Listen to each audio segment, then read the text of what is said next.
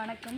நாங்கள் doctor MS Swaminathan வேளாண்மை கல்லூரி மற்றும் ஆராய்ச்சி நிலையத்திலேருந்து வந்திருக்கோம். இங்கே வந்து சிறுகமண்ணில் 65 டேஸ் ராவி ப்ரோக்ராம்காக தங்கியிருக்கோம்.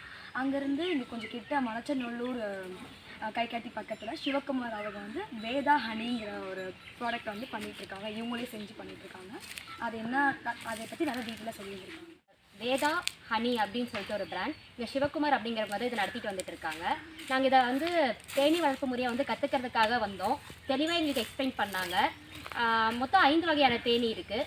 கொம்பு தேனி, மலை தேனி, அடுக்கு தேனி, இத்தாலியன் தேனி, கொசு தேனி.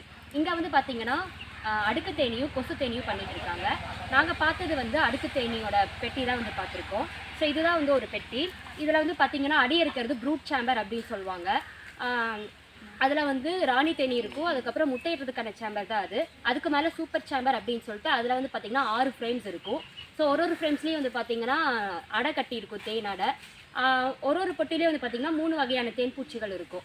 ஒன்று வந்து ராணி தேனின்னு சொல்லுவாங்க, இன்னொன்று வேலைக்கார தேனி, இன்னொன்று ஆண் தேனி. ஸோ இந்த 3க்கும் என்ன வித்தியாசம் அப்படின்னு சொல்லிட்டு எங்களுக்கு தெளிவாக சொல்லி கொடுத்தாங்க. அது மட்டும் இல்லாமல் அடையிலிருந்து எப்படி தேன் எடுக்கிறது, அதோட மெஷின் அதெல்லாமே வந்து பார்த்தோம். அது மட்டும் இல்லாமல் இப்போ வந்து தேன் பெட்டியை கையாளணும் அப்படின்னா அதுக்கு என்னென்ன பாதுகாப்பு கவசங்கள் இருக்குது, எப்படி கையாளணும் அப்படிங்கிறதால தெளிவாக எங்களுக்கு சொல்லிக் கொடுத்தாங்க. நன்றி.